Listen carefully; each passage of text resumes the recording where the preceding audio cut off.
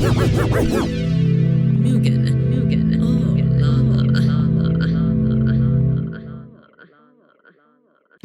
in effect is Mugen on the internet, and I'm excited to announce that Chapter 1, Part 2 of Neo Kyoto Bounty is out now on Webtoon. If you haven't read it already, shame on you, because you're missing out. But you can check it out by clicking the link down in the description below.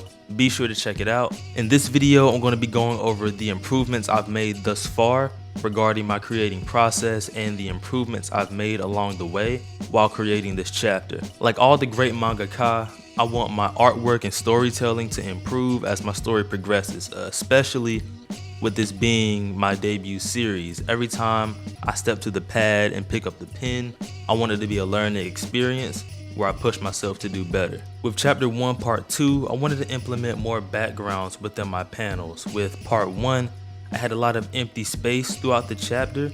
When it came to new scenes starting up, I would add backgrounds just to give the reader some bearings on where the events were actually taking place.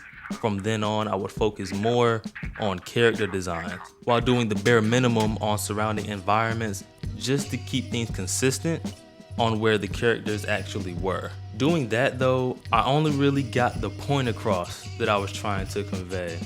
But with Neo Kyoto Bounty, I want to do more than just that. I want everything to contribute to the plot, whether that's the story currently being told, something that contributes more to the lore, or something setting-wise that's going to come into play later on within the story. In my manga, I don't want to waste the reader's time.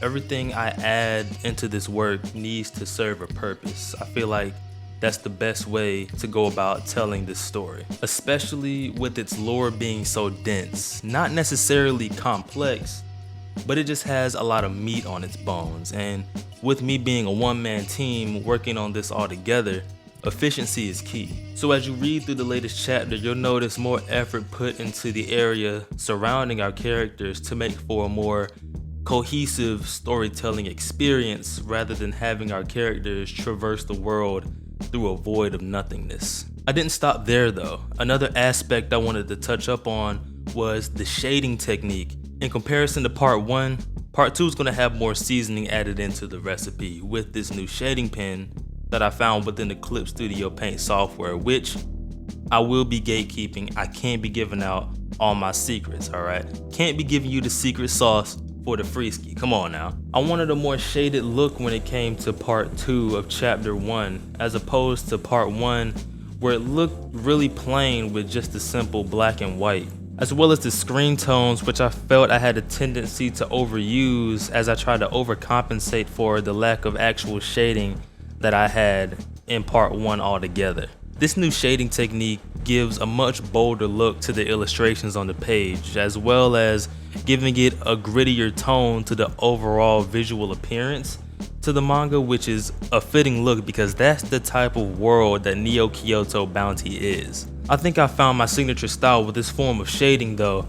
I feel like every artist has that unique look and feel to their art, and after years of working on this manga, I feel like I can finally say that I have developed my unique art style so people can see and recognize my artwork without even having to know it was me that did the work beforehand. What this will blossom into, only time will tell, even if it's just a stepping stone into the next evolution of my art.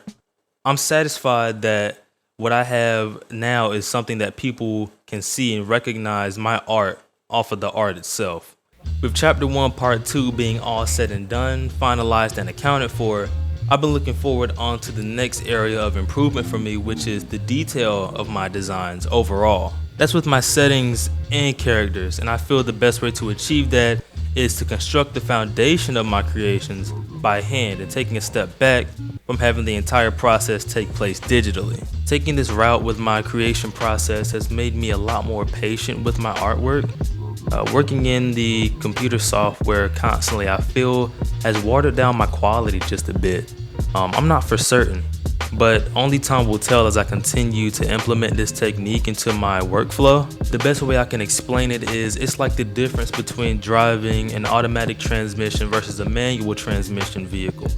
Now, have I driven a manual transmission vehicle? No, Okay, I haven't gotten my hands on my 350/370Z as of yet, but I'm quite sure that it's a much more fulfilling experience to drive a manual than it is automatic. And that's how it is with my art. I feel more in tune with what I create as I go through that process. I have to be more confident with my pen strokes when I step to the pad. I have to make sure that the mistakes that I make are minimal, because anybody who's used an eraser knows that after 2 or 3 erases, things get a little bit messy. Okay, and I feel like I've been taking that process for granted. When I'm working on my computer, the undo button, everything is gone completely.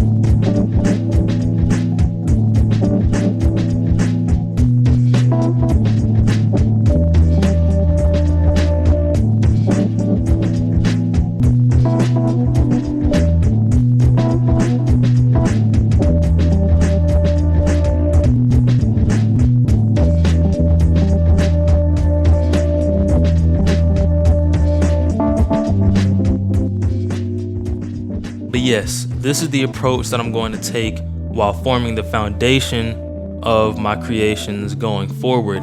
And then I'll take it over into the Clip Studio Paint software while adding the finishing touches, the digital strokes, touch-ups, colors, etc. And that is the exact process that you've been seeing on screen here with the screen art, to show you a little bit more where I'm coming from, just in case I'm not explaining it to the best of my ability. If you've been following my manga thus far, my art journey, my channel in general, I really appreciate you, and I hope that you stay tuned to see what's in store for the untold future.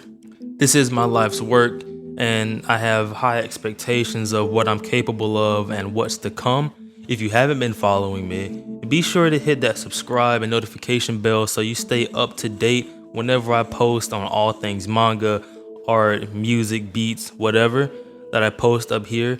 Be sure to follow me on my socials as well. I have those pop up on the screen somewhere and in link down below as well. If you want to get early access content in the highest quality possible to my manga, be sure to go follow me over on my Patreon so you can get that early access content there. I want to make sure you never miss a beat on what I got going on here around my sector of the internet. And other than that, live and direct, it's been moving on the internet. I'm out.